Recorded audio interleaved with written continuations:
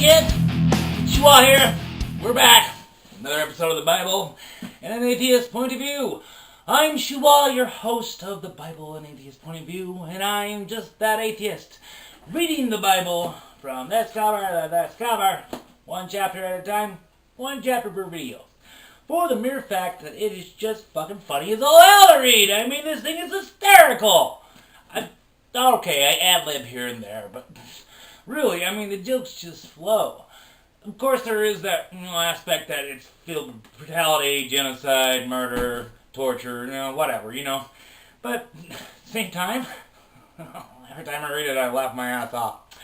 So, with that in mind, let's go ahead and start that bumper music. Ba-dum-ba. Why not, right? Okay, where we left off is Joshua, chapter 6. Let's read. Verse 1. Now Jericho was shut up. You shut up. You shut your mouth.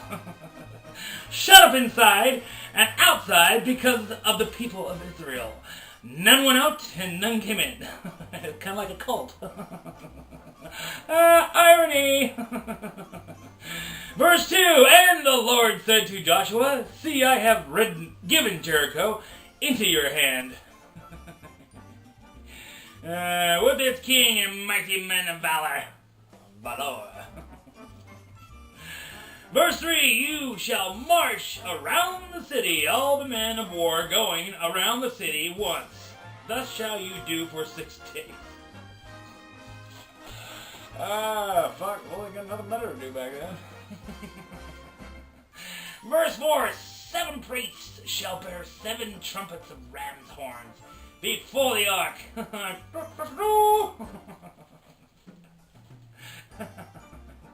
It sounds like something off the Return of Jedi, the Ewoks.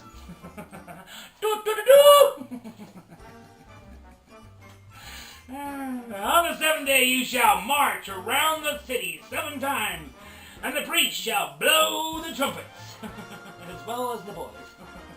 Don't forget about the older boys. Be blowing them too.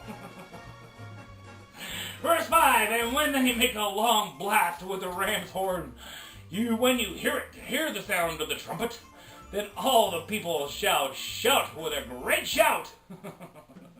You don't say. And the wall of the city will fall down flat. Well, hopefully they won't be underneath at the time. And the people shall go up, everyone straight before him. Verse 6, so Joshua, the son of Nun, and the father of a priest, called the priests and said to them, take up the ark of the covenant, and let 7 priests bear 7 trumpets of rams and horns before the ark of the Lord. Verse 7, and he said to the people, go forward, march around the city, and let the armed men pass on before the ark of the Lord. The armed men. That's a joke. Yeah, I'm sure they all had AK-47s, right? Verse 8, and just as Joshua had commanded the people, the 7 priests bearing the 7 trumpets of ram's horns before the Lord went forward, blowing the trumpets, and they each other, with the ark of the covenant of the Lord following them. Following them? Okay. I think we're being followed. Oh no, it's just the ark. Verse 9, the armed men were walking before the priests, who were blowing the trumpets, and the rear guard was walking after the ark, while the trumpets blew continually.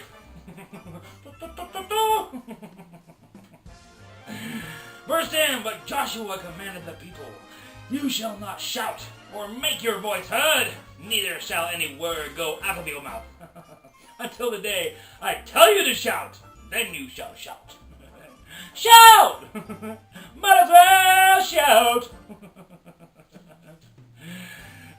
Verse 11, so he caused the ark of the Lord to circle the city, going around it once, going around it twice, going around 3 times, 3 times fast.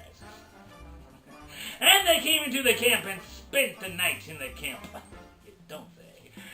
Verse 12, then Joshua rose early in the morning, and the priest took up the ark of the Lord, because he had an alarm clock, right? Do sundials come with an alarm? Verse 13, and the 7 priests bearing the 7 trumpets of ram's horns before the ark of the Lord walked on, and they blew the trumpets continually. Don't fucking say. Jeez. You think they could emphasize that any fucking more?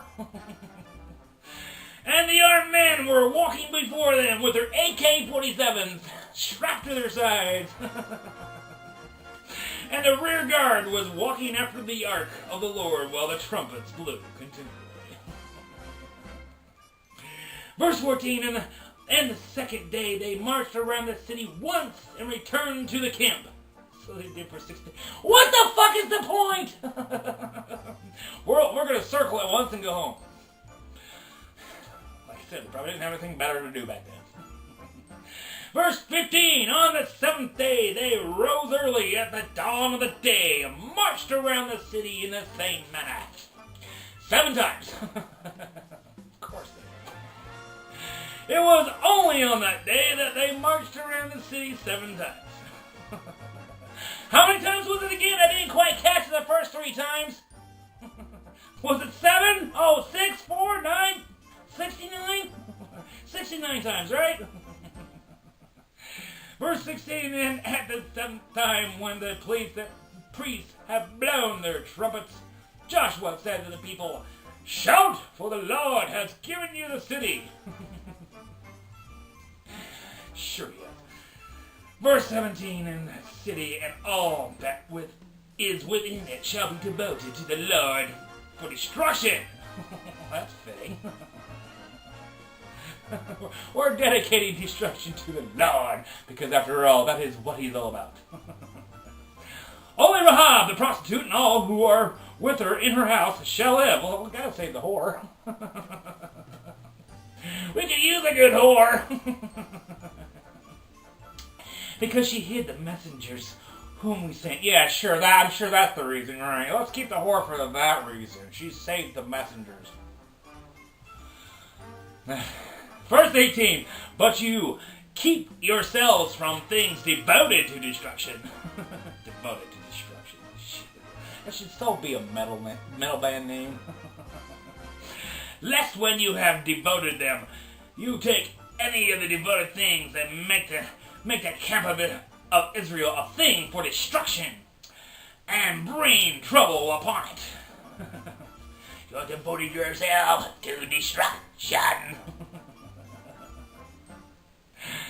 Verse 19, but all silver and gold, and every vessel of bronze and iron, and holy to the Lord, they shall go into a treasury of the Lord. What? So basically, you're stealing all their shit and going to keep it. Alright, nice. Why am I not surprised, Yahweh? Why am I not surprised a bit? Verse 20, so the people shouted, and the trumpets were blown. As soon as the people heard the sound of the trumpets, the people shouted a great shout. Fuck the world! No? And the wall fell down flat, so that the people went up into the city, every man straight before him, and they captured the city. Well, fucking A. God dang it. Verse 21, then they devoted all in the city to destruction, both men and women, young and old. Yeah, they're killing everybody, and then, of course, why am I not surprised? Oxen, sheep, and donkeys with the edge of the sword. They even killed the fucking animals. What? Ah! Such a loving God.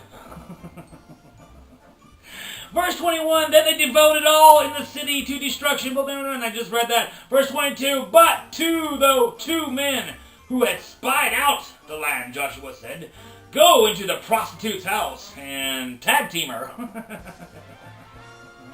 And bring out from there the woman and all who belong to her, as you swore to her. Swore, motherfucker. Verse 23, so the young men who had been spies went in and brought out Rahab, and her father and mother and brother and all who belonged to her, as well as the dog and the donkey too. And they brought all her relatives and put them outside the camp of Israel. Yeah, don't fucking say. Verse 24, and they burned the city with fire. Well, what the fuck else are you gonna burn it with? Stupid asshole. You gonna burn it with water? Hershey's Kisses? Let's burn it with Hershey's Kisses! And everything else. Only the silver and gold and the vessels of bronze and iron they put into the treasury of the house of the Lord. Oh, that's so nice! Let's kill everybody, including the animals, and rob them blind. Only after they're dead, of course. Verse 25, but Rahab the prostitute and her father's household, and all who belonged to her, Joshua saved alive. Well, isn't that nice? After all, she is a prostitute. And she has lived in Israel to this day, because she hid the messengers whom Joshua to spy out Jericho. Well, come on, be honest. It's not the real reason why you saved her.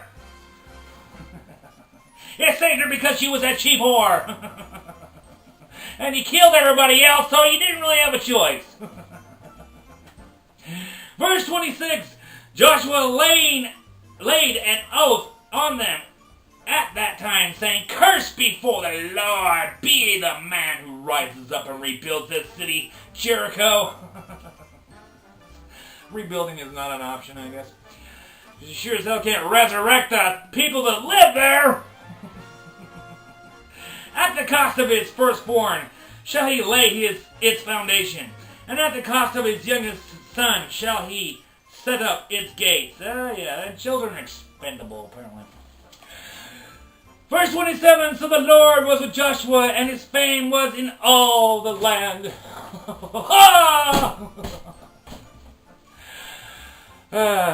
Gotta love all that good love you get from God. Such a loving God. Well, kids, once again, this is Shua, and this has been the Bible and an atheist point of view.